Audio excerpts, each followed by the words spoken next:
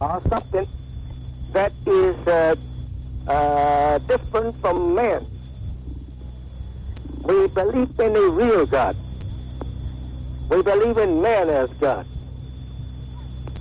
And this is where we differ from the Orthodox belief. Orthodox Muslim belief, pardon me. Yes. Well, how do the Muslims look upon the Caucasian race? Pardon me? How do the Muslims look upon the Caucasian race? As the people that was made some 6,000 years ago to rule the darker people of the earth, or the aboriginal people of the earth, for the duration of 6,000 years. They are a people that God has taught us that is altogether different from us by nature, and was given the power and the authorities, to say wisdom, to rule us for 6,000 years. And then what after the 6,000-year period? After the 6,000 years rule by them, then the original people who ruled before them will rule after their rule, the black man. You mean, do I get the inference there that the black man will rule all people, including the Caucasian? No, he won't rule the Caucasian people. The Caucasian people was made to rule us, but their time has about terminated, and therefore, pretty soon, we ourselves, the black people, will rule again, who was before the white people. You mean you will rule yourselves? We'll rule our own selves. Now, a former brother of yours, Malcolm X, referred to the Caucasians as devils. Do you share this belief? That is our belief, as it has been taught to us by God. And I think you have it yourself in the Bible, and Holy Quran also teaches that they are devils. Well, do you seriously want the United States government to apportion certain territory for the exclusive use of the Negro No, people? sir, it is not say a serious thing. It's alternative. We are not saying original honors or sharers in the Western Hemisphere. We were brought here as something, as a piece of property belonging to your people, that they purchased, according to history, they purchased us from our people in Africa some 400 years ago. And they brought us here for slave purposes. And therefore, we cannot say that we are demanding, commanding a place here. Where is your place, Mr. Muhammad? My place, I could say generally, most anywhere on the earth. But I do say that we had a specific place at that time, and that was in Africa.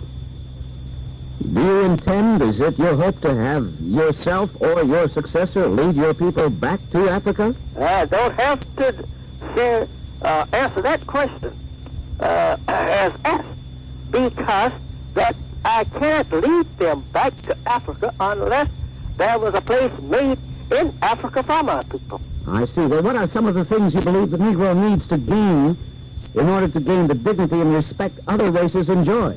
I think that the first thing, as God has given it to me, that is to get a knowledge of self and first respect self.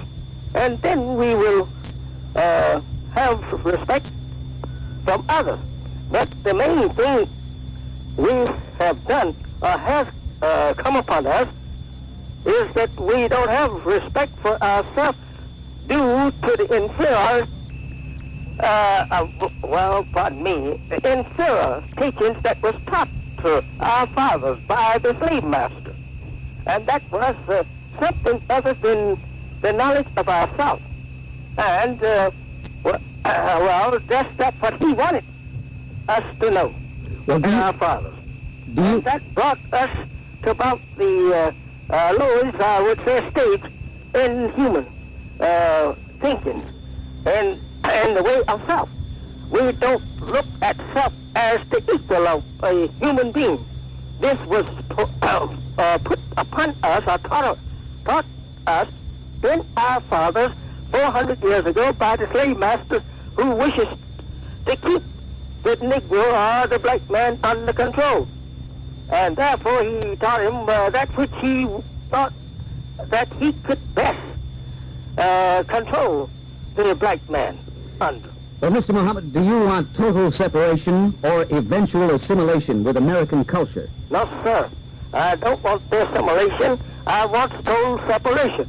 Because by nature, the white man and the black man is different. Therefore, the white man and the black man is different. Therefore, your way of civilization probably would never be a success for us. Well, at this moment, what are some of the principal aims or intentions of the Muslims? That is some of the principal aims and purpose that we are talking on now. And the main thing it is that we want to be separated and go for our own self. We want a place on this earth that we can call our own to build a civilization for ourselves according to our wishes and guidance of God. Well, that sounds fine, sir, but what practical application can you present for this program, for this intent? We have put on the last page of our newspaper, Muhammad Speak, Yes. about 12 points. We would say a shortcut to giving the public this purpose and aims, or the purpose and aims of God for us. As I am not of myself, I have been missioned by God to do these things. We have to bring about a complete reform of our people. That is, number one, into the knowledge of God and into the nature in which they were created in. That's the nature of righteousness. Mr. Muhammad, you say there is no place in Africa for you, and yet you say you I didn't say there was no place there. I said there would have to be a place secured for us there. Well, what you are talking in terms of an entity, of a separate black entity, and yet there is no place as of now, either within the United States or on the African continent. So just where do you go from here, sir? Well, this is a question that I will have to answer according to what Moses had to answer to Pharaoh in his day and time. Number one is, I just said, we, a people now, has been chosen by Almighty God, Allah, and that particular place must be made by Him.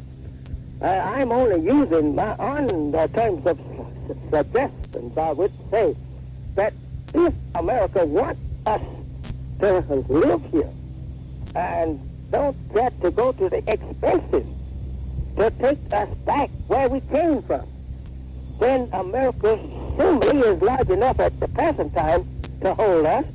Why not, since we cannot get along in peace, divide some territory here in the Western Hemisphere where America has power over. Give us a place here to live to ourselves. One of America's great radio stations, KABC, AM and FM, the news and conversation station in Los Angeles. Bob Grant here on the KABC Nightline. You're listening to a tape replay of the actual conversation presented live on KABC Nightline Tuesday night between yours truly and Elijah Muhammad, speaking to us on the Nightline from Chicago. And give us something to go upon, we would say in these terms. Well, you have often been referred to, your organization, your movement, if you will, has been referred to quite often as a hate group. How do you react to this charge?